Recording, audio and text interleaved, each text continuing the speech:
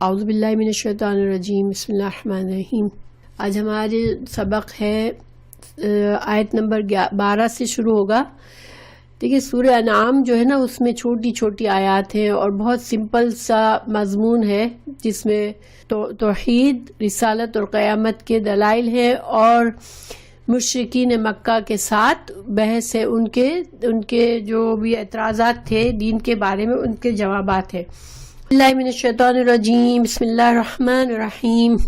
قل لمن ما فی السماوات والارض قل للہ كتب على نفسه الرحمة ليجمعنكم إلى يوم القيامة لا ريب فيه الذين خسروا أنفسهم فهم لا يؤمنون۔ تو اس آیت کا ترجمہ ہے، آپ کہہ دیجئے کہ یا رسول اللہ صلی اللہ علیہ وسلم، آپ کہہ دیجئے کہ جو کچھ آسمان اور زمین میں موجود ہے یہ سب کس کی ملکیت ہے؟ آپ کہہ دیجئے کہ سب اللہ ہی کی ملکیت ہے۔ اللہ نے مہربانی فرمانا اپنے اوپر لازم فرما لیا ہے۔ تم کو اللہ قیامت کے روز جمع کرے گا، اس میں کوئی شک نہیں۔ جن لوگوں نے اپنے آپ کو گھاٹے میں ڈالا سو وہ ایمان نہیں لائیں گے۔ تو یہ آیات جیسے میں نے لاسٹ لیسن میں بتایا تھا کہ سورہ انعام کا مین ٹاپک کیا ہے؟ ایک تو اللہ کی توحید، دوسرا کیا؟ مرنے کے بعد زندہ ہونا یعنی قیامت اور رسالت، ٹھیک ہے؟ تو یہ بیسیکلی عقیدہ، ٹھیک ہے؟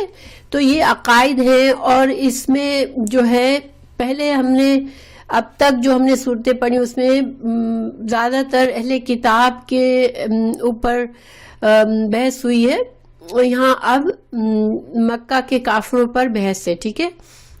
تو جس طرح پہلے لیسن میں بھی اللہ سبحانہ تعالیٰ کی قدرت اور توحید وحدانیت کا ذکر آیا، اب یہاں پر بھی یہ بات بتائی جا رہی ہے۔ تو اب ہم ترجمے کو دیکھتے ہیں۔ قل کہہ دیجئے۔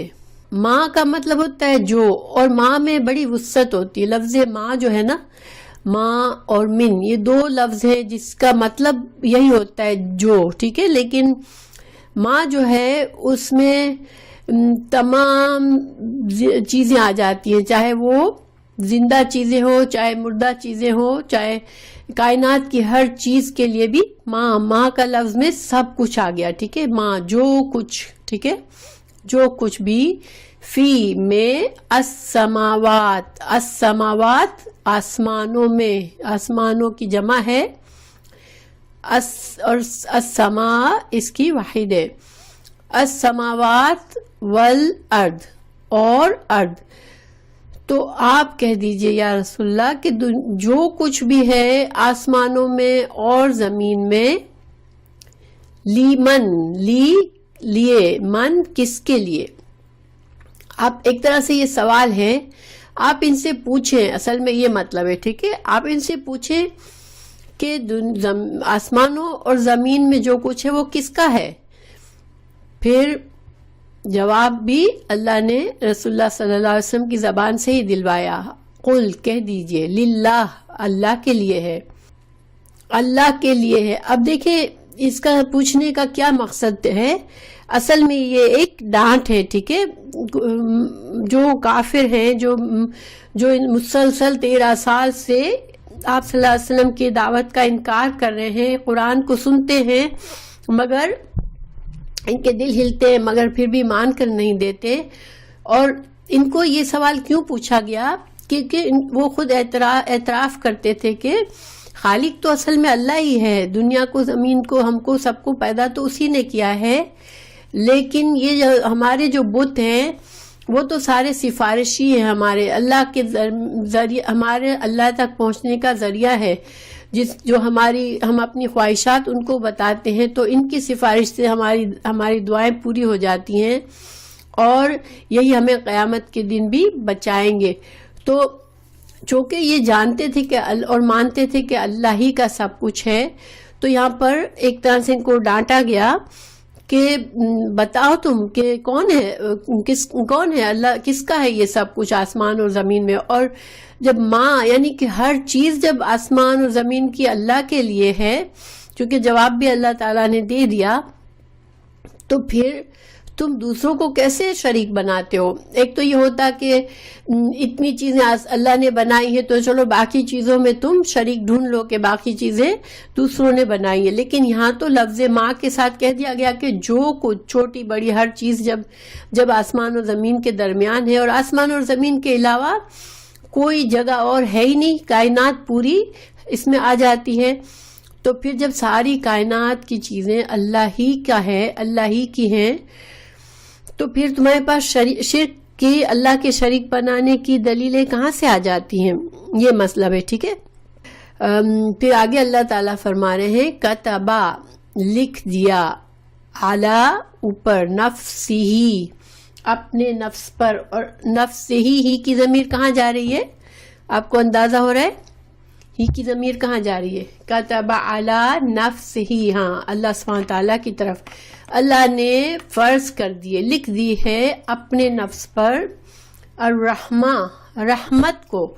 اللہ نے طاری کر دیا اپنے نفس پر رحمت کو. تو یہ یہاں پر یہ کہنے کا کیا حکمت ہے کہ دیکھیں ان کو آپ صلی اللہ علیہ وسلم جب ڈراتے تھے کہ تمہیں عذاب ملے گا یا تم نافرمانی کرو گے تو برا انجام ہوگا، تو وہ کہتے تھے ہمیں تو کچھ بھی نہیں ہو رہا، ہم تو 13 سال سے تم تو یہی باتیں کیے جا رہے ہو، کہاں ہے عذاب؟ تو اللہ سبحانہ تعالیٰ ان اوے یہاں پر بتا رہے ہیں کہ تم شرک تو کرتے ہو اور تمہیں سزا نہیں دے رہا اللہ. تو یہ اللہ نے چونکہ اپنے نفس پر رحمت لکھ دی ہے، اللہ نے واجب کر دیا اپنے اوپر رحمت. اور صحیح بخاری میں حدیث آتی ہے کہ رسول اللہ صلی اللہ علیہ وسلم نے فرمایا جب اللہ تعالیٰ نے مخلوق کو پیدا فرمایا تو عرش پر یہ لکھ دیا ان رحمتی تغلب غضبی، کہ یقیناً میری رحمت میرے غضب پر غالب ہے. تو یہ رحمت جو ہے اسی وجہ سے، یہ رحمت اللہ کی ہے جس کی وجہ سے کیا ہو رہا ہے دنیا میں کہ اللہ تعالیٰ نے سب سے پہلے بندوں کو، اللہ جب پیدا کرتا ہے تو ان کو فطرت سلیم دے کر پیدا کرتا ہے. اللہ تعالیٰ کسی بندے کو کافر نہیں پیدا کرتا. ٹھیک ہے. اللہ ہر بندے کو ایک اچھا دل دے کے پیدا کرتا ہے. اس کی فطرت میں یہ نالج ہوتی ہے کہ میرا بنانے والا اللہ ہے. اور یہ نالج کہاں سے آتی ہے آپ لوگوں کو اندازہ ہوگا. ایک ہے وعدہ الست. ٹھیک ہے. الست کا جو وعدہ تھا اللہ نے روحوں سے لیا تھا. تو بندے کی فطرت میں یہ بات ہے اللہ کو ماننا. تو یہ بھی ایک بہت بڑی اللہ کی رحمت ہے ہم پر، کیونکہ اگر ہماری فطرت میں نہ ہوتا تو پھر ہر انسان جو ہے وہ برائی کی طرف مائل ہوتا. پھر اس کے علاوہ اللہ سبحانہ تعالیٰ نے اسی پر چھوڑ نہیں دیا بلکہ اپنا تعارف کرایا. اللہ تعالیٰ نے رسولوں کو بھیجا دنیا میں اور اپنی توحید کی بات بتائی ان بندوں کو کہ اللہ ایک ہے. اور ساتھ ساتھ اللہ نے انبیاء کے ذریعے کتابیں نازل فرما کے لوگوں کو سارے حالات بتائے، لوگوں کو ان کی زندگی کا مقصد بتایا، ان کے اچھے برے انجام کے بارے میں ڈرایا.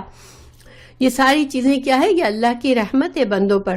پھر بندوں کو ایک مہلت بھی دی کہ دنیا میں وہ ان کے گناہ پر فوراً نہیں پکڑتا. بندوں کو سب کچھ بتانے کے بعد پھر اللہ تعالیٰ بار بندوں کو مہلت بھی دیتا رہتا ہے. اگر بندے کو احساس جرم ہوتا ہے، وہ پلٹتا ہے اللہ کی طرف، تو اللہ اسے معاف بھی فرما دیتا ہے. اور جو اللہ کے نافرمان ترین بندے ہیں ان کو بھی اللہ دنیا میں جتنی مہلت ان کی لکھ دی ہے وہ اللہ تعالیٰ ان کو پوری کرنے دیتا ہے. یہ نہیں کہ جہاں نافرمانی کی وہاں ان کو فوراً سے زمین سے اٹھا لیا.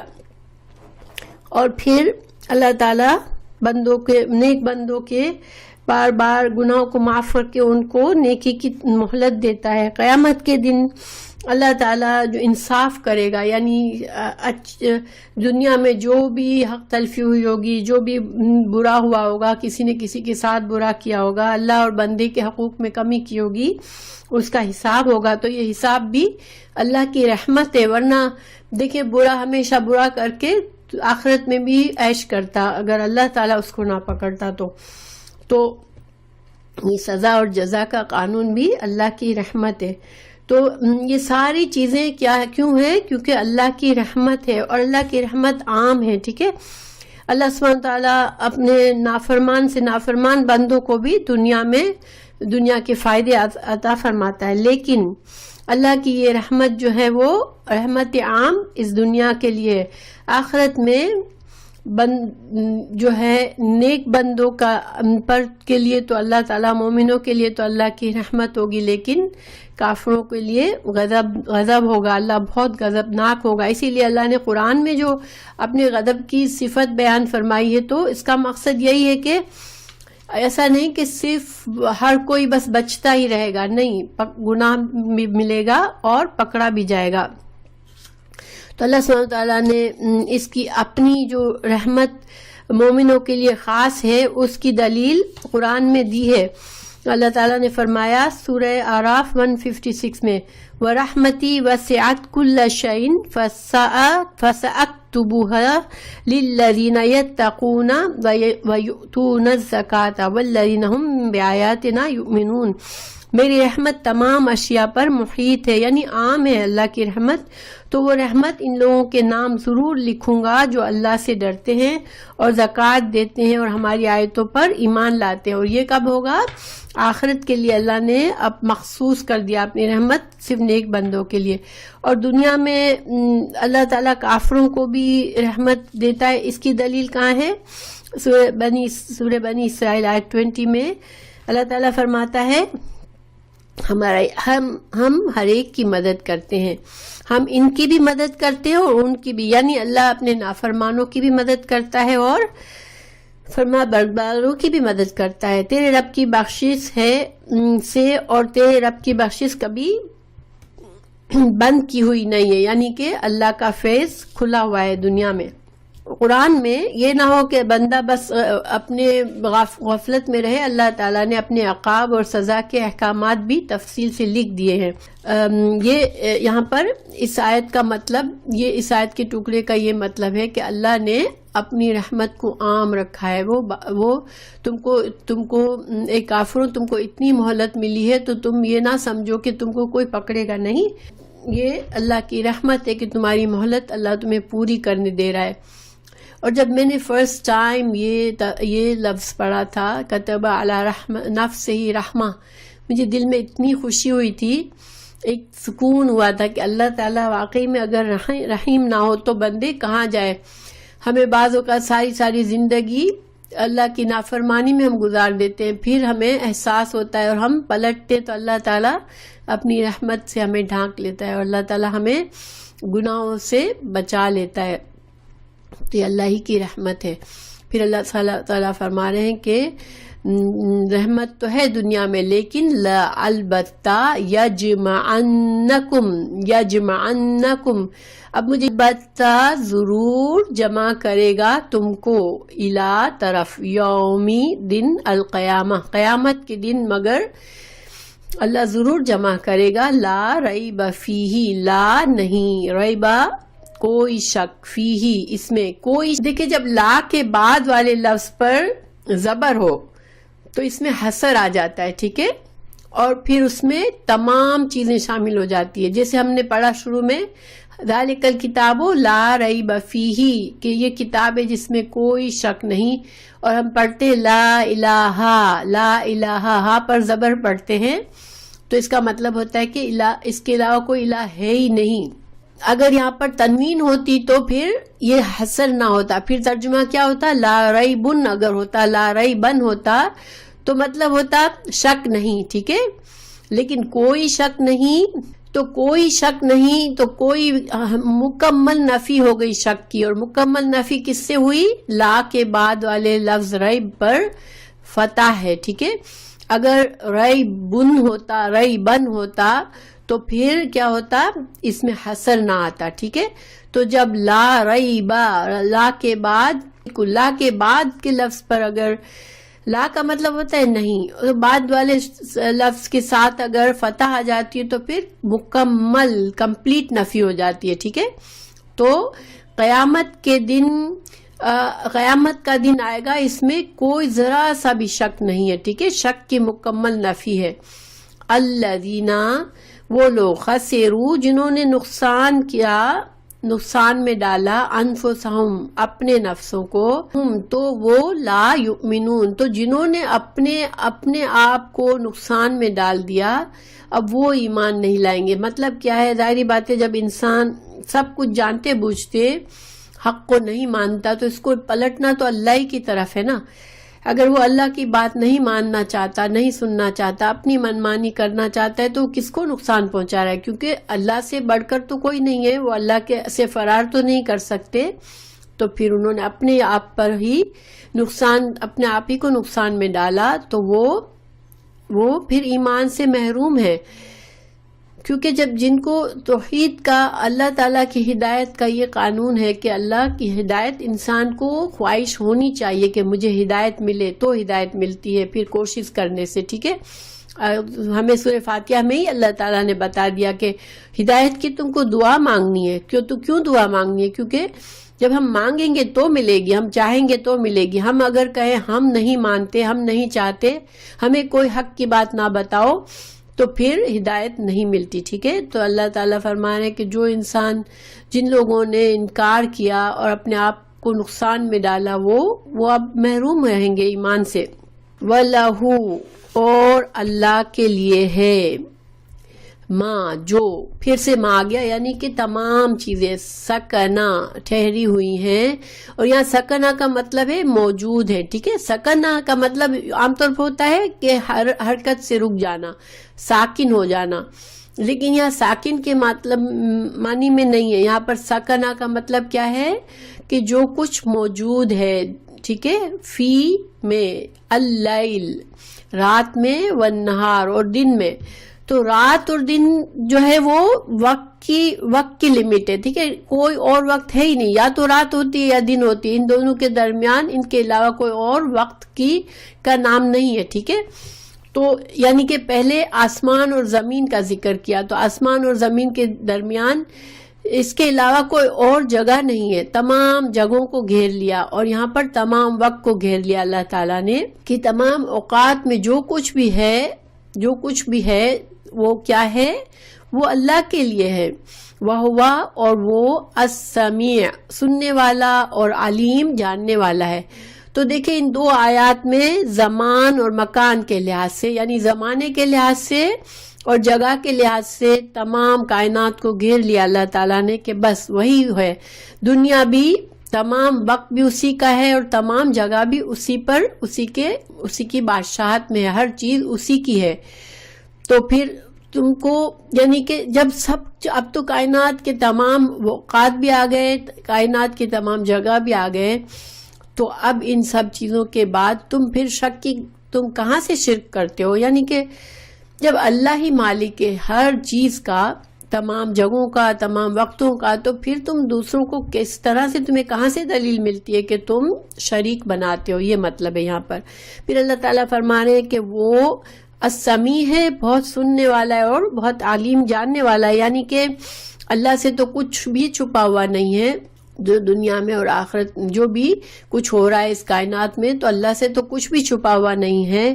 تو پھر اس حالت میں تم کہاں جاتے ہو؟ تم کہاں سے شریک بنا لیتے ہو اپنے؟ یعنی کہ شرک، بھئی کوئی کام تم شرک کر رہے ہو، تم دوسروں کو اتنا بڑا درجہ دیتے ہو، اللہ کے ساتھ ملاتے ہو، تو کہیں نہ کہیں تو تمہارے پاس کوئی پروف ہونا چاہیے، تو تمہارے پاس کہاں ہے پروف؟ اب پھر قل، کہہ دیجئے، غیر اللہ، کیا ہوتا ہے؟ کیا؟ غیر اللہ، یعنی اللہ کے علاوہ، اتخذ، میں بناؤں، ولین، کوئی ولی، اور یا ولی جو ہے، ولی کے کئی معنی ہوتے ہیں، دوست بھی ہوتا ہے، مددگار بھی ہوتا ہے، یہاں پر ولی معبود کے معنی میں، ٹھیک ہے، کیا میں کسی اور کو معبود بناؤں، کسی اور کی عبادت کروں؟ فاطر السماوات، فاطر جو پیدا کرنے والا ہے، السماوات آسمانوں کو، والارض اور زمین کو، وَهُوَ اور وہ، یطعم کھلاتا ہے، یطعم کھلانا کسی کو، ٹھیک ہے، یطعم کسی کو کھلانا، ولا یطعم اور کھلایا گیا، یعنی ایک پیسہ تعالیٰ کھلاتا ہے، اس کو نہیں کوئی کھلاتا، ٹھیک ہے، اس کو کھلایا نہیں جاتا. تو یہاں پر ایک کھلانے کی دلیل کیوں دی کہ ظاہر انسان جو ہے یہ انسان کی کمزوری ہے، کھلائے بغیر کھائے بغیر وہ تو زندہ بھی نہیں رہتا، اس کی زندگی کا دار و مدار اس پر ہے. لیکن اس کو اللہ ہی ہے جو اس کو کھلاتا ہے، مگر اللہ سبحانہ تعالیٰ کی ذات اس سے بے نیاز ہے. اللہ کو یہ کمزوری نہیں ہے، کوئی اللہ کو کھلانے والا نہیں ہے. تو پھر ظاہر معبود بھی وہی ہوگا کہ جس کے اندر پرووائڈ کرنے کی طاقت ہے، جو خود کمزور نہیں ہے کہ اس کو کوئی پرووائڈ کرے، اس کو کوئی دے. تو یہاں پر کہا جا رہا ہے کہ چونکہ رسول اللہ صلی اللہ علیہ وسلم سے یہ لوگ آفر کرتے تھے کہ تم ہمارے بتوں کی پوجا کرو تو ہم تمہارے اللہ کو مانیں گے، یعنی کہ سودا بازی کرتے تھے. تو اللہ تعالیٰ نے فرمایا کہ آپ ان سے کہہ دیں کہ تم لوگ مجھے یہ کہتے ہو کہ میں اللہ کے سوا کسی کی عبادت کروں، جبکہ وہ تو آسمان اور زمین کا پیدا کرنے والا ہے اور وہی سب کو کھلاتا ہے، اس کو تو کوئی نہیں کھلاتا. اور یہ دیکھیں ایک عام دلیل ہے جس کو سب کو سمجھ میں آتی ہے. کوئی جاہل سے جاہل انسان بھی یہ چیز سمجھ سکتا ہے کہ ہاں میں تو محتاج ہوں، اگر یہ زمین اناج نہ اگائے تو میں کہاں سے کھاؤں گا؟ تو اناج تو ظاہر اللہ ہی اگاتا ہے. پھر قل آپ کہہ دیجئے انی بے شک میں امرتو میں حکم دیا گیا ہوں، اب بے شک میں حکم دیا گیا ہوں ان یہ کہ اکونا میں ہو جاؤں اول سب سے پہلا من جو اسلم جو اسلام لایا، جو اللہ کا فرما بردار ہوا، ولا اور نہ تکونن تم ہونا، یعنی یہاں پر تاکید ہے ہرگز نہ ہونا، من مشرکین میں سے. تو آپ صلی اللہ علیہ وسلم سے کہا گیا کہ آپ ان کو بتا دیں کہ مجھے تو سب سے پہلے حکم دیا ہے، تمام انسانوں سے پہلے مجھے حکم دیا گیا ہے کہ میں فرما بردار ہو جاؤں، میں دوسروں کو بتاؤں اللہ کے فرما بردار بننے سے پہلے، اس سے تو پہلے مجھے حکم ملا ہے کہ میں پہلے فرما بردار بن جاؤں، میں خیر کا نمونہ بنوں لوگوں کے لیے، تو اور میں مشرک نہ بنوں. تو تم مجھے کہتے ہو کہ میں اللہ کو چھوڑ کے دوسروں کی پوجا کروں. قل آپ کہہ دیجئے انی بے شک میں اخافو میں ڈرتا ہوں، ان اگر عصیتو میں نافرمانی کروں. دیکھیں یہاں پر میں نافرمانی کروں، عصی ربی، آپ کہہ دیجئے کہ میں تو خود ڈرتا ہوں کہ میں اپنے رب کی نافرمانی کروں. تو اگر میں ایسا کروں گا تو کیا ہوگا؟ عذاب یوم عظیم، بڑے دن کا عذاب سے میں تو ڈرتا ہوں. یہاں پر یہ بات آپ صلی اللہ علیہ وسلم سے کہلوا کر ایک بات واضح کر دی گئی انسانوں پر کہ اللہ سبحانہ تعالیٰ کے نزدیک یہ نہیں ہے کہ کو تو بڑا رتبہ ہے تو وہ گناہ کرے گا تو کوئی بات نہیں، اور جو چھوٹے درجے کے لوگ ہیں وہ گناہ کرے تو ان کو سزا ملے گی. نہیں، اللہ کا عدل ہے، اور کوئی بڑے سے بڑے رتبے والا انسان بھی اگر اللہ کی نافرمانی شرک کرتا ہے اور اللہ کے ساتھ کسی کو اللہ الہ مانتا ہے تو پھر وہ عذاب کا مستحق ہو جاتا ہے. نعوذ باللہ، ایسا نہیں تھا کہ رسول اللہ صلی اللہ علیہ وسلم ایسا کرنے والے تھے، مگر یہ بات ایک مثال ہے کہ اللہ تعالیٰ لوگوں کو اس کے نسب سے، کسی بڑے پنے سے، درجے سے نہیں اللہ تعالیٰ لوگوں کے ساتھ معاملہ کرتے، بلکہ لوگوں کے اعمال اور ایمان سے اللہ تعالیٰ ان کے ساتھ معاملہ کرتے ہیں. پھر من یسرف، اب اس بڑے دن کی تفصیل بتائی گئی ہے کہ بڑا دن، عظیم دن کون سا ہے؟ جس دن جو یسرف جو پھیر دیا گیا، عنہ اس سے، یوم دن اس دن، فقد تو تحقیق، رحمہ رحم کیا اس پر، وذالک اور کہ وہ دن ایسا ہے کہ اس دن جو عذاب سے پھیر دیا گیا، یعنی عذاب سے بچ گیا، تو وہ تحقیق اس پر رحم ہوا ہے، اللہ تعالیٰ کی رحمت ہوئی ہے. وذالک اور یہ الفوز کامیابی ہے، اور فوز ایسی کامیابی ہوتی ہے جو کہ بہت محنت کے ساتھ حاصل ہوتی ہے. المبین واضح. تو یہاں پر یہ واضح کر دیا گیا کہ وہ دن تو ایسا ہے کہ تمام انسانوں کے تمام اعمال کھلے عام ہو جائیں گے، اور اس دن تو ایک ایک چھوٹے سے چھوٹا گناہ بھی واضح ہوگا. تو اب اس دن اگر کوئی بچ جاتا ہے عذاب سے تو اس پر تو اللہ کی بڑی رحمت ہو گئی کہ وہ بچ گیا. اور اصل بات یہ ہے کہ جنت اللہ کی رحمت ہے، ٹھیک ہے، اور جنت میں انسان صرف اپنے نیک اعمال سے، ایمان کی وجہ سے صرف داخل نہیں ہوگا. نیک اعمال اور ایمان جو ہے وہ ایک ذریعہ ہے جس کی وجہ سے اللہ تعالیٰ کی رحمت اس بندے پر ہوگی، اور وہ اللہ تعالیٰ اپنی رحمت سے اسے جنت میں داخل کرے گا. اگر ہم کہیں، ایک بندہ اللہ سے کہے اللہ میں نے اتنی نمازیں پڑھی، اب بس میرا تو اب یہ حق ہے کہ تو مجھے جنت میں داخل کر، اگر کوئی ایسا کہے تو جنت کی قیمت اس نے نہیں ادا کی ہے، ٹھیک ہے. ہم یہ جو اللہ کی فرما بردار دنیا میں بنتے ہیں تو وہ ہم صرف ہمیں جو نعمتیں اللہ نے دی ہم اس کا اعتراف کر کے ہم اپنے آپ کو اللہ کا فرما بردار بناتے ہیں، جس کی وجہ سے اللہ ہم سے راضی ہوتے ہیں، اور اللہ تعالی ہمارے باقی جو چھوٹے موٹے گناہ ہیں ان کو معاف فرما دیتے ہیں. اس لیے کہ کوئی انسان یہ دعویٰ نہیں کر سکتا کہ میرے اعمال نامے میں تو گناہ ہے ہی نہیں.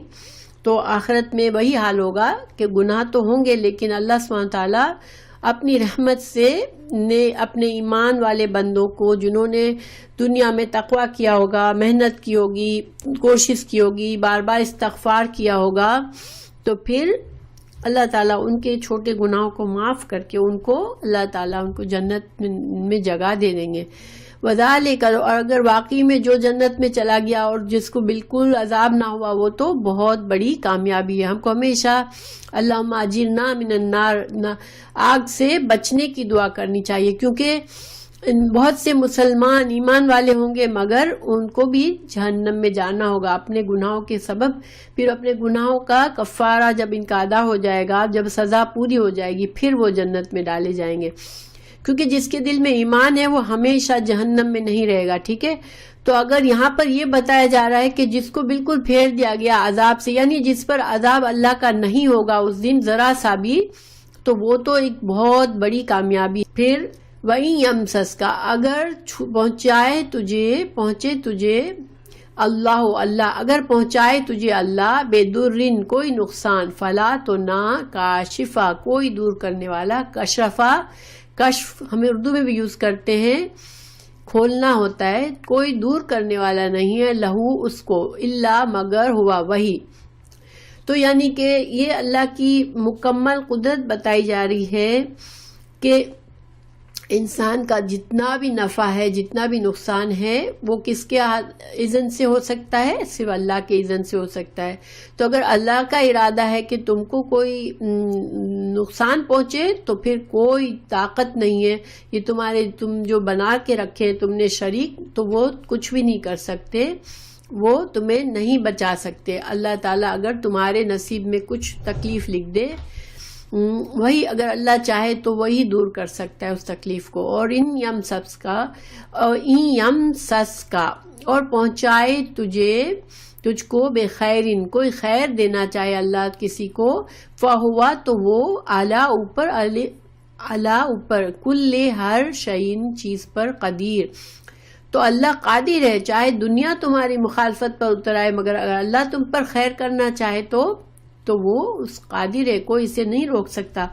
اور اس آیت سے شرک کی جڑ بالکل کٹ جاتی ہے. دیکھیں جس انسان کو یہ یقین ہوگا کہ میرے تمام فائدے اور تمام نقصان صرف اللہ کی اذن سے ہو سکتے ہیں، کوئی اس کے علاوہ مجھے نقصان نہیں پہنچا سکتا یا کوئی نفع نہیں پہنچا سکتا، تو پھر وہ کبھی بھی شرک کے بارے میں نہیں سوچے گا، ٹھیک ہے. جس کی ہر ضرورت وہ اللہ ہی کو پیش کرے گا، ہر مصیبت سے بچنے کی دعا اللہ ہی سے کرے گا. ایک حدیث بھی ہے، دعا ہے اس میں، اللہم لا مانع لما اعطیت ولا معطی لما منعت ولا ينفع ذا الجد منک الجد.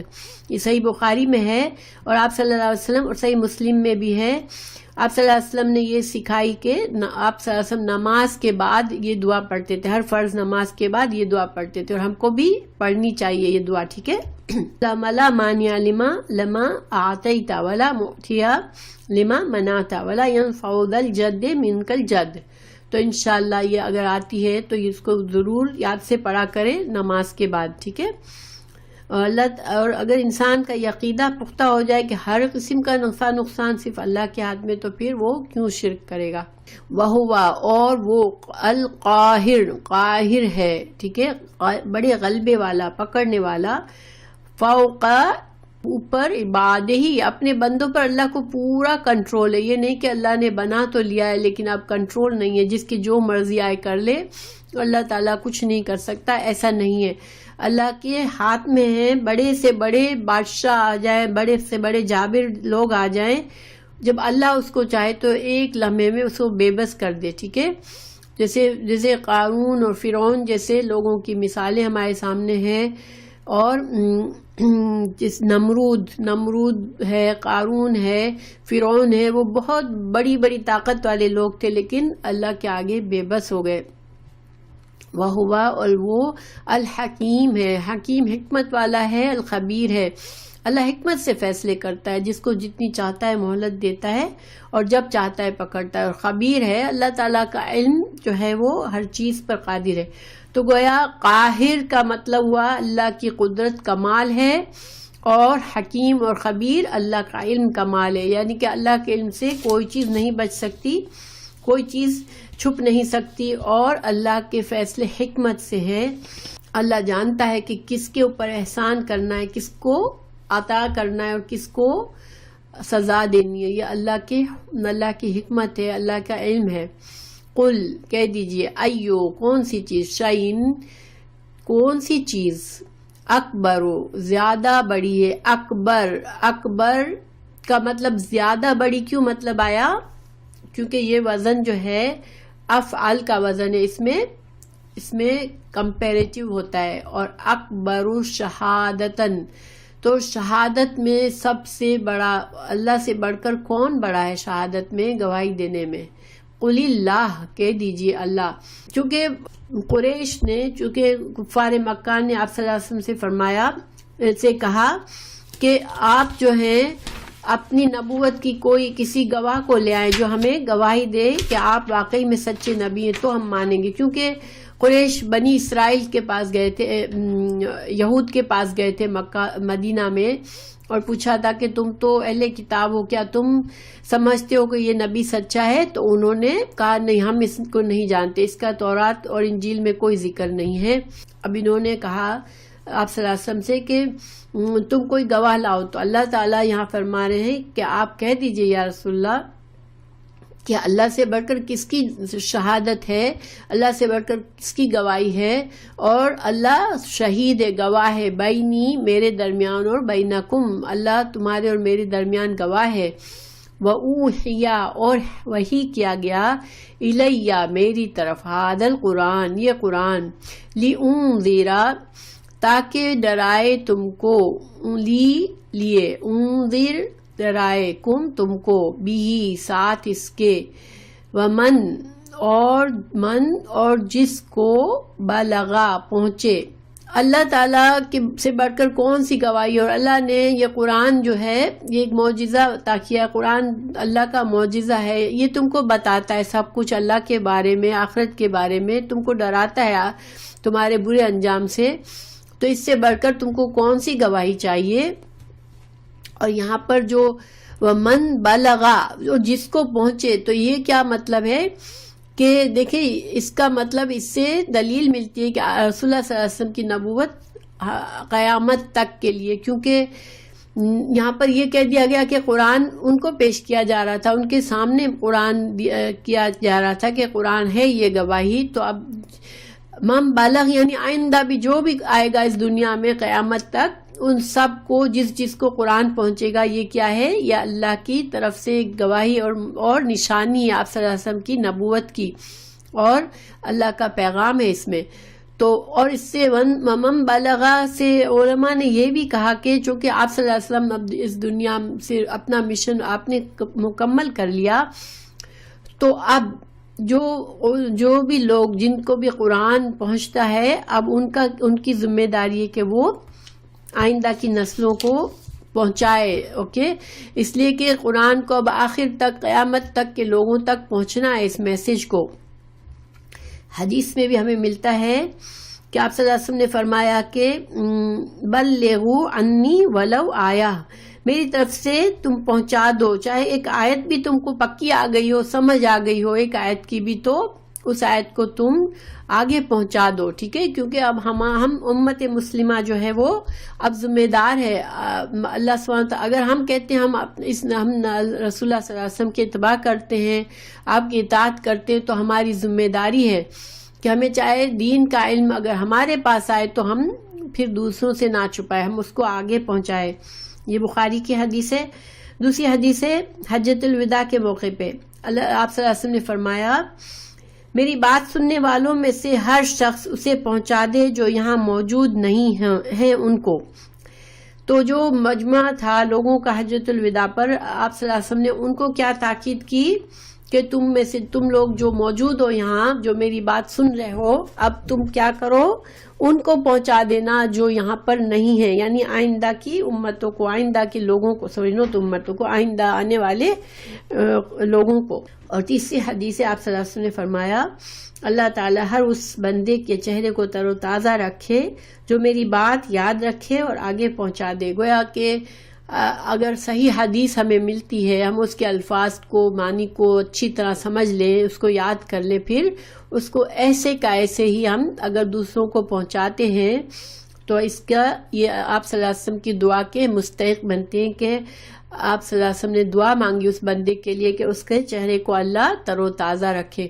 تو اللہ تعالیٰ ہم سب کے چہروں کو تر و تازہ رکھے کہ ہم کو یہ توفیق دے کہ ہم آپ صلی اللہ علیہ وسلم کی احادیث کو سنیں، سمجھیں اچھی طرح سے اور اس کو آگے پہنچائیں. دیکھیں یہ ایک امانت ہے. ٹھیک ہے، ہم حدیث، بعض لوگ جو ہے وہ تھوڑا ٹوٹا پھوٹا مفہوم لے کے یہ حدیث سے کہہ کے بتا دیتے ہیں، یہ نہیں. ٹھیک ہے، کیونکہ حدیث کے لیے دیکھیں ہمیں علماء نے یہی سکھایا، انہوں نے یہی کیا کہ حدیث کے ایک ایک لفظ کے اندر انہوں نے امانت رکھی ہے.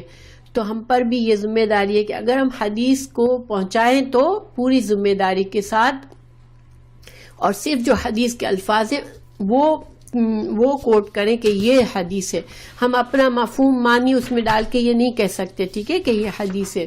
تو انشاءاللہ ہم کو یہ آپ صلی اللہ علیہ وسلم کی یہ دعا ہمارے لیے ہے. پھر آئنکم، اب یہ بتانے کے بعد ان سے سوال کیا جا رہا ہے کہ کیا حمزہ انا، بے شک، کم، تم، کتنے الفاظ ہو گئے؟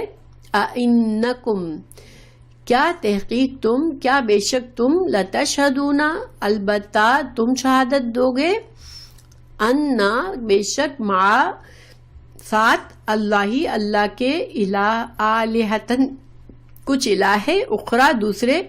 تو یہاں پر پہلے تو ان کے بات کی جواب دی گئی کہ جنہوں نے آپ صلی اللہ علیہ وسلم سے گواہی مانگی تھی، آپ اپنی نبوت کی گواہی دے. تو اب ان کو جواب دینے کے بعد اب ان سے پوچھا جا رہا ہے کہ تم مجھ سے گواہی مانگتے ہو، تو کیا تم نے جو اتنے الہ بنا لیے ہیں، معبود بنا لیے اللہ کے علاوہ اور اللہ کے ساتھ، تو کیا تمہارے پاس کوئی دلیل ہے، کوئی گواہ ہے تمہارا کہ ہاں یہ لوگ سچ کہتے ہیں؟ قل، کہہ دیجئے، لا، نہیں، اشہد، میں تو ایسی گواہی نہیں دوں گا، اشہد، میں گواہی دوں گا. ٹھیک ہے، یہاں پر یہ فعل مضارع ہے، حمزہ میں کے لیے، میں تو ایسی گواہی نہیں دوں گا.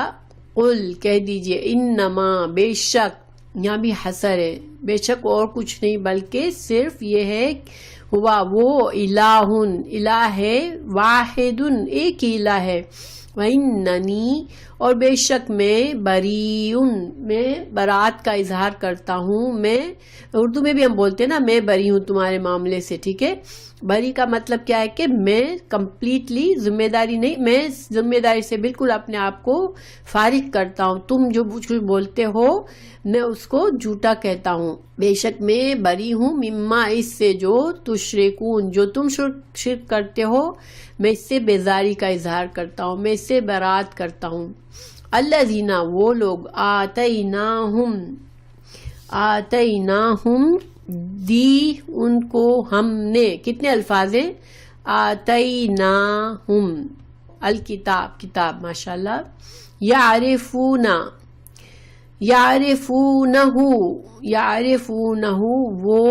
وہ جانتے ہیں اس کو، اس کی معنی کیا ہے؟ یہ رسول اللہ صلی اللہ علیہ وسلم کی طرف جاری ہے یہ ضمیر، وہ جانتے ہیں اس نبی کو، کما جیسے کہ یعرفونہ پہچانتے ہیں ابناہم اپنے بیٹوں کو، ابنا جمع ہے، بنی اس کی واحد ہوتی ہے۔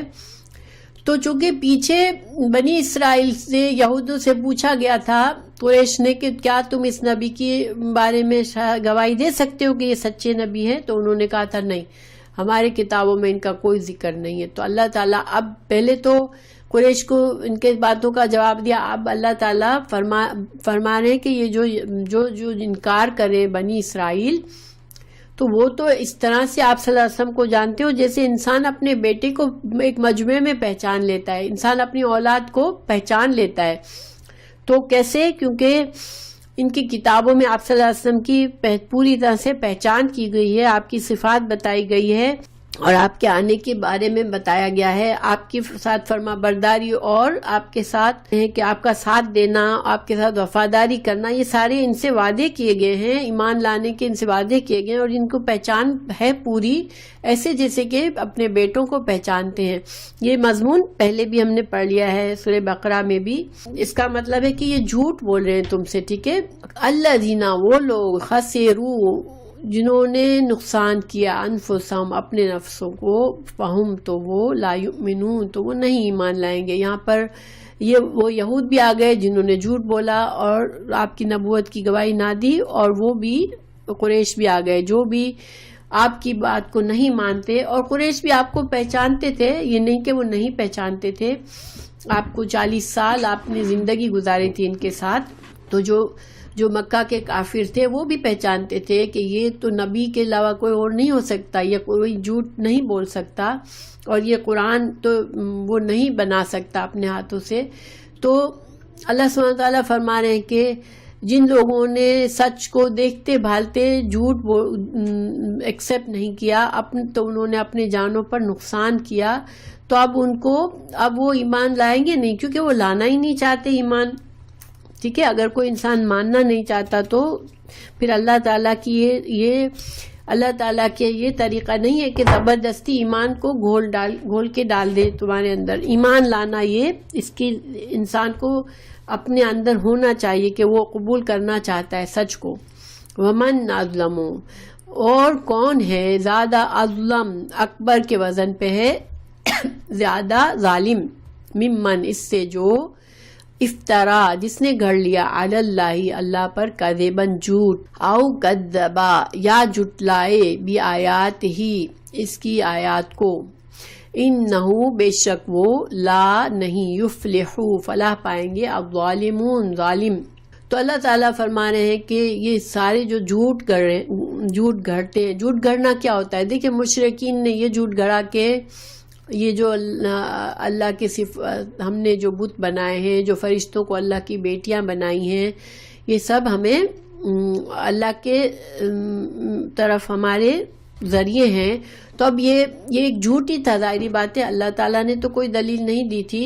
اسی طرح یہود نے جھوٹ بولا کہ ہم اس نبی کو نہیں جانتے، اسی طرح عیسائیوں نے جھوٹ بولا کہ حضرت عیسیٰ اللہ کا بیٹا ہے، بغیر دلیل کے جو دعوے کیے سب نے جھوٹ بولا۔ اس کے علاوہ جو لوگ جنہوں نے انبیاء ہونے کا دعویٰ کیا کہ ہم نبی ہیں اللہ کے، ایسے بہت سے لوگوں نے دعویٰ کیا، اور ابھی دیکھیں جو قادیانی ہیں ان کا بھی یہی معاملہ ہے کہ اس نے بھی نبی ہونے کا دعویٰ کیا۔ تو جو بھی اللہ کے اوپر جھوٹ گھڑتا ہے بغیر دلیل کے، وہ معبودوں کے بناتا ہے یا یا نبی بناتا ہے، یا پھر کسی سچے نبی کو جھٹلاتا ہے تمام قسم کے یعنی کہ نشانیاں جاننے کے بعد بھی، تو پھر اس سے بڑا ظالم کون ہوگا؟ اس لیے کہ ظلم کیا چیز ہے؟ ظلم خلاف حق بات کرنا ظلم ہے. تو سب سے بڑا حق تو یہی ہے کہ انسان سچ کو مان لے، لیکن وہ جو نہیں مانتے وہ پھر بہت بڑے ظالم ہیں. لیکن پھر ایسے ظالم جو ہے وہ فلاح نہیں پائیں گے، وہ آخر میں کامیاب نہیں ہوں گے. آیت نمبر 22 ہے وَيَوْمَ، اور جس دن نحشرو، ہم جمع کریں گے، ہم ان کو جمیعاً، حشر کا دن. حشر کا مطلب ہوتا ہے اکٹھا کرنا.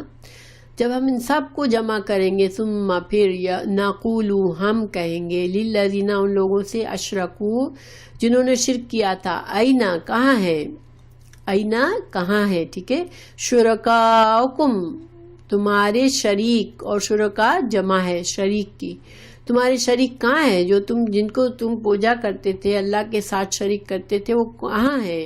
الذین، وہ لوگ، کنتم، تھے تم، تزعمون، تم جن کا زعم رکھتے تھے کہ وہ آئیں گے تمہاری سفارش کے لیے، وہ تمہیں بچائیں گے، اب وہ کہاں ہے؟ ایک طرح سے ڈانٹ ہے، ان کو ذلیل کیا جائے گا قیامت کے دن ان کو یہ پوچھ کر، کیونکہ قیامت کے دن کوئی ان کے ساتھ کھڑا ہوا نہیں ہوگا. جتنے جو ان کے بت ہیں، جس کو بھی انہوں نے اپنا بنایا معبود، تو وہ تو وہاں پر تو ہوں گے نہیں. تو اب ان کو ڈانٹا جائے گا کہ کہاں ہے، بتاؤ، ان کو اور ذلیل کیا جائے گا. تو وہ کہیں گے ثم، پھر، لم، نہیں ہوگا، تکن، نہیں ہوگا، فتنتہم، ان کا فتنہ، یعنی کہ فتنہ کے یہاں دو معنی ہے، ایک تو ان کی معذرت یا ان کی حجت. یعنی پھر اب ان کو کوئی نظر بھی نہیں آ رہا ہوگا، ظاہری بات ہے، عذاب سامنے نظر آ رہا ہوگا، جن چیزوں کو انہوں نے جھٹلایا سب اب سامنے آ گئی ہیں، ان کے اعمال سامنے آ گئے. اب کیا جواب دیں گے؟ تو اب کیا کریں گے؟ وہ معذرت پیش کریں گے، وہ جھوٹ بولیں گے، ٹھیک ہے، اپنی حجت پیش کریں گے. اللہ، یہ کہ کیا حجت وہ بنائیں گے؟ ان، وہ کہیں گے، قالو، وہ کہیں گے، واللہ، اللہ کی قسم، وہ اب قسم کھانے پر آ جائیں گے، جھوٹی قسمیں کھائیں گے. واللہ، ربنا، اے ہمارے رب، ماں، نہیں، کننا، تھے ہم، مشرکین، ہم تو مشرک نہیں تھے. وہ اب جھوٹ بولیں گے، اللہ کے سامنے بھی جھوٹ بولیں گے کہ نہیں اللہ، ہم نے تو کوئی شرک نہیں کیا دنیا میں. تو دیکھیں اب سوال یہ پیدا ہوتا ہے کہ آخرت کے دن تو ان کے ہر چیز گواہی دے گی، ان کے جسم کے ایک ایک اعضاء ان کے خلاف گواہی دے گا. تو پہلے کیوں ہوگا کہ جب یہ جھوٹ بولیں گے آخرت میں بھی، پھر اللہ تعالیٰ ان کے منہ پر مہر لگا دے گا، مہر لگائے گا، اور پھر ان کے اعضاء بول اٹھیں گے، اور ان کے ایک ایک جسم جس چیز سے انہوں نے گناہ کیا گا وہ سب بولے گی، ان کی جلد بولے گی اور ان کے خلاف گواہی دے گی. تو یہ ایک ظاہر اللہ تو جانتا ہے ان کے اعمال کو، لیکن یہ ایک طرح سے ان کو مزید ذلیل کیا جائے گا کہ اب یہ خود ان کے منہ چپ ہے، منہ پر مہر لگی ہوئی ہے، منہ بولنے کی صلاحیت ختم ہو گئی، لیکن ان کے جسم کے اعضاء، ان کی جلد بول کے کہے گی کہ ہاں یہ ظالم ہے.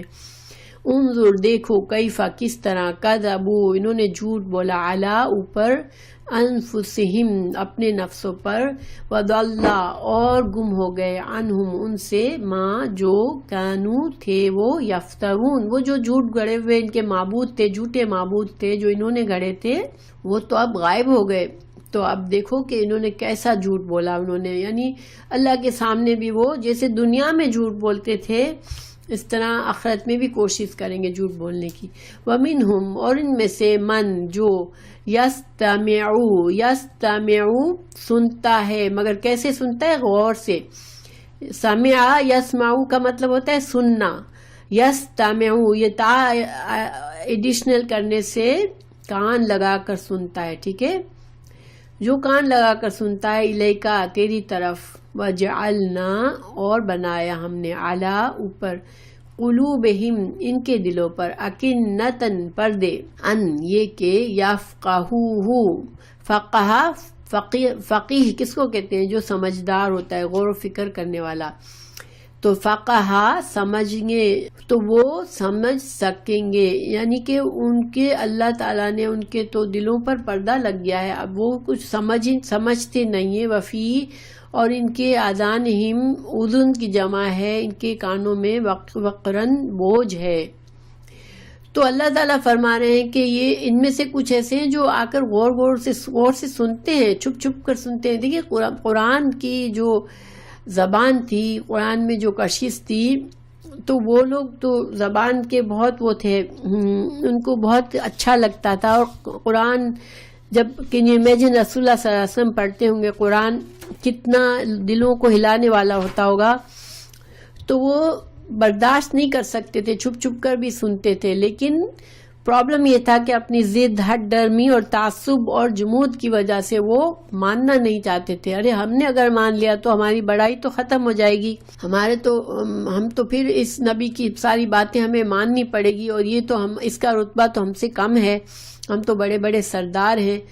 تو یہ جو ساری چیزیں تھیں ان کے اندر، وہ ان کو ماننے نہیں دیتی تھی. تو اللہ تعالیٰ یہاں ایک طرح سے بتا رہے ہیں کہ قرآن سن کر بھی ان کے دل نہیں پگھلتے تھے. کیوں؟ کیونکہ ان کے انکار، مسلسل انکار کی وجہ سے، ہٹ درمی کی وجہ سے اب اللہ کا عذاب ان پر یہ تھا کہ ان کو اثر نہیں، ان کو سمجھ ہی نہیں آتی تھی.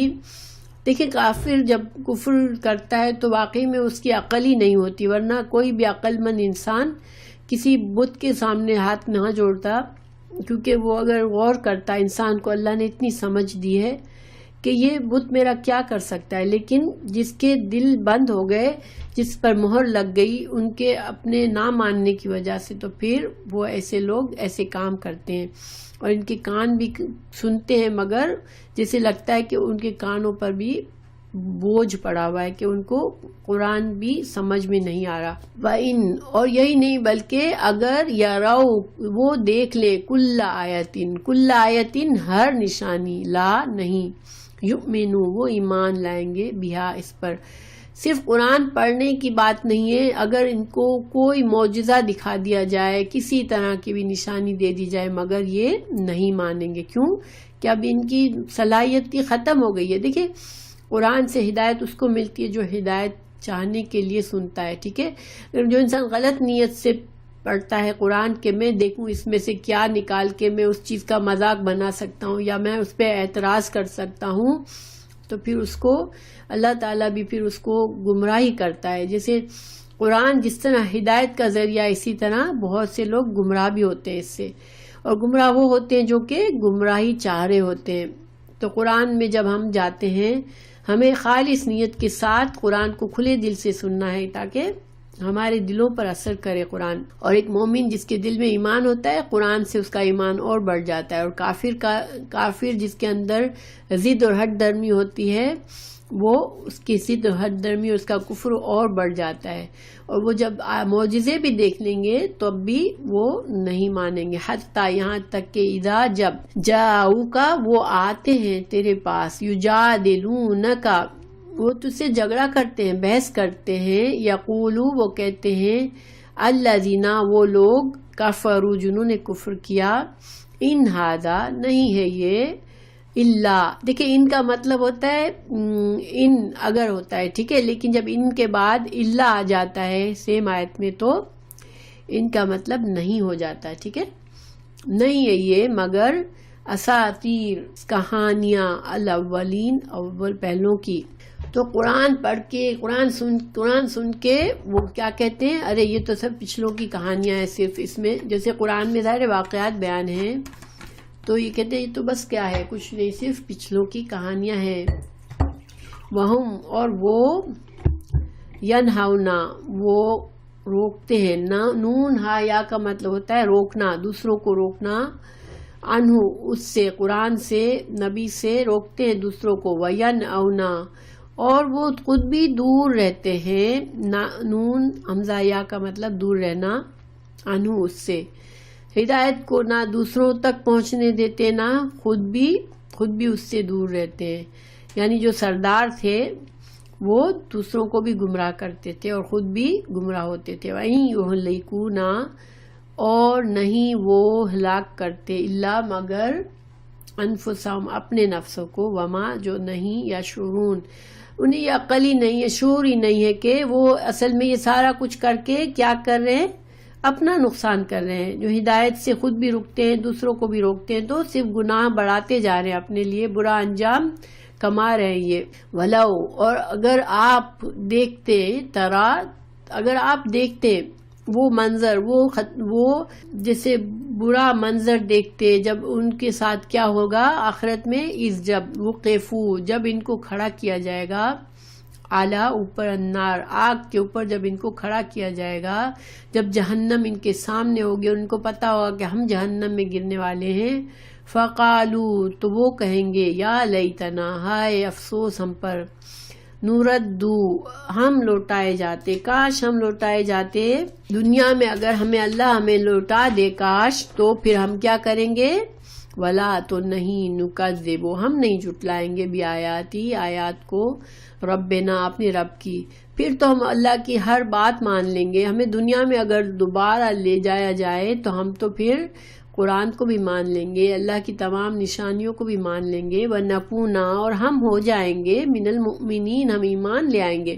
تو یہ جو حسرت ہوگی ان کے دل میں، اس کو قرآن میں اور جگہوں پر بھی لایا گیا ہے کہ یہ لوگ بہت دل میں ان کے اتنی حسرت ہوگی، یہ اب ان کو اپنا ہولناک منظر نظر آئے گا کہ اب ہمارا انجام خراب ہونے والا ہے، تو یہ پکار اٹھیں گے. دوسری جگہ قرآن میں ہے سورہ مومنون میں، اے ہمارے رب ہمیں اس جہنم سے نکال لے، اگر ہم دوبارہ تیری نافرمانی کریں تو یقیناً ظالم ہے. اللہ تعالیٰ فرمائے گا اسی میں ذلیل و خوار پڑے رہو، مجھ سے بات نہ کرو. پھر دوسری جگہ سورہ السجدہ میں یہ کہا ہے، اے ہمارے رب ہم نے دیکھ لیا اور سن لیا، پس ہمیں دوبارہ دنیا میں بھیج دے تاکہ ہم نیک عمل کریں، اب ہمیں یقین آ گیا ہے. یعنی یہ بہت التجا کریں گے کہ اب ہمیں کاش ایک اور چانس مل جائے، لیکن آخرت میں یہ اللہ کا طریقہ نہیں ہے کہ اب کسی کو یہ چانس دے. اور اللہ تعالیٰ بتاتے ہیں کہ اور جگہوں پہ بتایا کہ اگر ان کو لوٹائے بھی تو یہ صرف دنیا میں جا کے پھر وہ مست ہو جائیں گے، پھر وہ دنیا میں وہی کریں گے جو کر کے آئے ہیں. بلکہ بدا لہم ظاہر ہو گیا ان کے لیے، ما کانو جو تھے وہ، یخفونا جو وہ چھپاتے، من قبل اس سے پہلے. وہ کیا چھپاتے تھے؟ دیکھیں اس کے کچھ معنی ہیں کہ ان کو دنیا میں حق نظر آتا تھا، ٹھیک ہے، دنیا میں وہ ان کو سمجھ آتی تھی کہ یہ حق ہے، لیکن اس کو انکار کرتے تھے، اس کو حق کو چھپاتے تھے. دوسرا یہ اپنے دلوں میں منافق جو تھے، کافر تو حق کو سمجھنے کے بعد حق کو چھپاتے تھے، منافق جو تھے وہ اپنے دل میں مسلمانوں کا بغض چھپاتے تھے، کفر چھپاتے تھے. اور جو جیسے یہود و نصارہ ہے جنہوں نے آپ صلی اللہ علیہ وسلم کی تکذیب کی، وہ بھی سارا علم چھپاتے تھے جو آپ صلی اللہ علیہ وسلم کے بارے میں تھا. یعنی کہ جو بھی عذاب میں مبتلا ہوا دنیا میں، اس نے ایک دوسرا روپ ڈھارا ہوا تھا، دنیا میں جو کچھ اس نے چھپایا تھا اپنے اندر، اب وہ سارے جھوٹ سامنے آ جائیں گے، ساری باتیں اب واضح ہو جائیں گی. وَلَوْ رُدُّوا اور اللہ تعالیٰ فرما رہے ہیں کہ اگر واقعی میں ہم ان کو لوٹا بھی دیں دنیا میں، لَعَادُوا تو البتہ یہ پھر سے لوٹیں گے، لما واسطے اس کے جو نہو جس چیز سے ان کو روکا جاتا ہے پھر وہی کریں گے دنیا میں، عنہ اس سے. وَإِنَّهُمْ اور بے شک یہ لَكَاذِبُونَ البتہ یہ جھوٹے ہیں، یہ ان کو صرف دنیا میں ہمیشہ کے لیے رہنا ہے تاکہ وہ اپنی منمانی کرتے رہے. ان کو تو عذاب سے بچنا ہے، عذاب ان کو نہیں چاہیے، لیکن ان کو ہمیشہ کی عیش و عشرت کی زندگی چاہیے، اپنی منمانی کی زندگی چاہیے، دنیا میں پھر جا کے پھر بھی کریں گے ایسا ہی. وقالو اور انہوں نے کہا، ان ہیا نہیں ہے یہ، الا مگر حیاتنا ہماری زندگی، دنیا کی، وما اور نہیں، نحنو ہم، بمبعوثین البتہ اٹھائے جانے والے. یہ با یہاں پر زائد ہے. تو اللہ تعالیٰ فرما رہے ہیں کہ دنیا میں یہ کہتے تھے کہ لو آخرت کیا چیز ہے، دنیا ہی کی زندگی سب کچھ ہے، اور ہمیں کوئی مر جائیں گے تو کوئی اس مٹی کو نہیں دوبارہ زندہ کرے گا. تو دنیا میں تو وہ ایسا کہتے تھے اور یہ جانتے بوجھتے جھوٹ بولتے تھے، کیونکہ سارے دلائل موجود تھے، ان کو دے دیے گئے تھے دلائل سارے زندگی کے۔ وَلَوْ تَرَا، اور کاش تم دیکھو، اذ جب، وقفوا، جب وہ کھڑے کیے جائیں گے، علی پر ربہم، یعنی جب ان کو ان کے رب کے سامنے ایک مجرم بن کے جب کھڑے ہوئے ہوں گے اور ان سے کہا جائے گا، قالا، فرمائے گا، الیسا، کیا نہیں ہے یہ، ھذا، یہ، الحق، بالحق، کیا یہ سب کچھ سچ نہیں ہے؟ دیکھو آخرت کا تم سے کہا جاتا تھا، تو اب کیا تم یہ جب جو کچھ تمہیں کہا گیا تھا وہ سچ نہیں تھا؟ کیا آخرت نہیں آئی؟ قالو، کہیں گے، بلا، کیوں نہیں، وربنا، و قسم ہے، قسم ہے ہمارے رب کی، یہ سب کچھ سچ ہے۔ تو کہا جائے گا، قالا فذوقوا، تم چکھو، ذوق سے چکھنا، العذاب، عذاب، بما، بوجہ اس کے، کنتم تھے تم، تکفرون، تم دنیا میں تو کفر پر جمے ہوئے تھے، تو اب تم چکھو اپنے کفر کی وجہ سے، اب عذاب چکھو۔ قد، تحقیق، خسرا، نقصان میں اٹھایا، الذین، ان لوگوں نے، کذبوا، جنہوں نے جھٹلایا، بلقاء اللہ، بلقاء، لقاء کیا ہے؟ ملاقات، ملاقات بھی اسی لفظ سے ہے نا، تو اب وہ انہوں نے یہ کہہ کر اپنے آپ کو نقصان میں ڈالا تھا، حتیٰ، یہاں تک کہ، اذا، جب، جاءتہم، آ گئی ان پر، الساعۃ، قیامت، بغتۃ، اچانک، قیامت اچانک آئے گی، موت بھی اچانک آتی ہے، قالو، وہ کہیں گے، یا حسرتنا، اے ہائے افسوس ہم پر، علی، جو، ما فرطنا، جو ہم نے کمی کی، فیہا، اس میں، تو کیا کمی کی تھی انہوں نے دنیا میں نیک اعمال کی کمی کی تھی، ایمان کی کمی کی تھی، آخرت کی تیاری کی کمی کی تھی، اب یہ سارے ان کو جیسے حسرت بن جائیں گے کہ ہم نے تو دنیا میں ہمیں ہدایت اللہ نے دینا چاہیے، ہم نے گمراہی کو لے لیا، یعنی کہ ہم نے اپنے سودے میں کمی کی، ہم نے ہدایت لے لی، ہدایت کو چھوڑ کے گمراہی لے لی، اور ہم نے اپنے کوتاہی کی، ہم نے سچ کو دیکھا، نہ دیکھنے کی کوشش کی، نہ جاننے کی کوشش کی، نہ ماننے کی کوشش کی، اور ہم نے نہ اعمال کیے ایسے جس کی وجہ سے آج ہمیں کچھ فائدہ ہوتا، تو وہ اپنی حسرت کریں گے اپنے اعمال پر۔ اور قیامت کے دن کا ایک نام ہے یوم حسرت، اس لیے کہ ہر انسان حسرت کرے گا جب وہ اپنا اعمال نامہ دیکھے گا اور دیکھے گا کہ میں نے کہاں کہاں کمی کر دی، تو وہ اس کو حسرت ہوگی، کاش میں یہاں پر کمی نہ کرتا، لیکن وہ تو پھر اس کا تو کچھ فائدہ ہی نہیں ہے نا آخرت میں ایسا افسوس کرنے کا۔ وہم، اور وہ، یحملون، وہ اٹھائے ہوئے ہوں گے، اوزارہم، وزرا واحد ہوتا ہے، اوزار جمع ہے، وہ اپنا بوجھ اٹھائے ہوئے ہوں گے، اعلیٰ، اوپر، ظہورہم،